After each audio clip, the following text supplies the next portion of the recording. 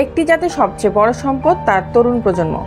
সেই ভবিষ্যৎকে অনেকটা নীরবে গ্রাস করছে এক অদৃশ্য শত্রু মাদক, যার নেশায় প্রতিদিন অসংখ্য তরুণ স্বপ্ন, সম্ভাবনা আর সুন্দর একটি জীবনকে পেছনে ফেলে পা বাড়াচ্ছে অন্ধকারের পথে।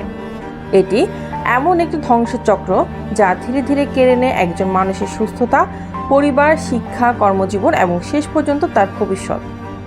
প্রশ্ন হলো, কেন তরুণরা প্রান্তকের দিকে ঝুঁকছে? এর পেছনে রয়েছে পারিবারিক অবহেলা, ভুল বন্ধুত্ব, হতাশা, সামাজিক চাপ এবং মাদকের সহজলভ্যতা। অনেক সময় শুধু কৌতূহল থেকে শুরু হয় নেশা, কিন্তু শেষ পর্যন্ত সেটাই পরিণত হয় ভয়াবহ আসক্তিতে। তাই সমস্যার শিকড় খুঁজে বের করেই সমাধানের পথ তৈরি করতে হবে। এই সংকট মোকাবেলায় প্রথম দায়িত্ব পরিবারকে নিতে হবে। সন্তান কার সঙ্গে চলাফেরা করছে, কি করছে, কি ধরনের পরিবর্তন তার আচরণে দেখা যাচ্ছে, এইসব বিষয়ে মা বাবাকে সচেতন হতে হবে। পরিবারের পাশাপাশি শিক্ষা প্রতিষ্ঠান, সমাজ, ধর্মীয় প্রতিষ্ঠান এবং রাষ্ট্রকেও একসঙ্গে কাজ করতে হবে। স্কুল কলেজে মাদকের ক্ষতিকর দিক নিয়ে নিয়মিত সচেতনতামূলক কার্যক্রম, সাংস্কৃতিক চর্চা এবং কাউন্সিলিংয়ের ব্যবস্থা বাড়াতে হবে। মাদকের বিস্তার যে এখন শুধু সীমান্ত বা রাস্তায় সীমাবদ্ধ নয়, বরং ডিজিটাল প্ল্যাটফর্মেও ছড়িয়ে পড়েছে। আর সেই বাস্তবতাকে বিবেচনায় রেখে সরকার মাদক নিয়ন্ত্রণ আইন সংশোধন করেছে।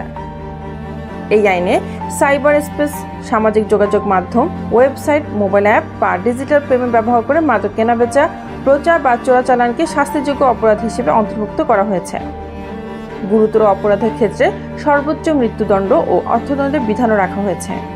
একই সঙ্গে মাদক প্রবণ এলাকায় বিশেষ ট্রাইব্যুনাল গঠন, ডিজিটাল সম্পদ জব্দের ক্ষমতা এবং মাদকদ্রব্য নিয়ন্ত্রণ অধিদপ্তরের সক্ষমতা বাড়ানোর উদ্যোগ নেওয়া হয়েছে।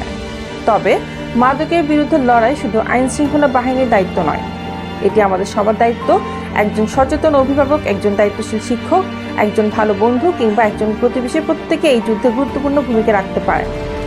সবার সম্মিলিত অংশগ্রহণ নিশ্চিত করতে পারলে একটি মাদকমুক্ত প্রজন্ম গড়ে তোলা সম্ভব।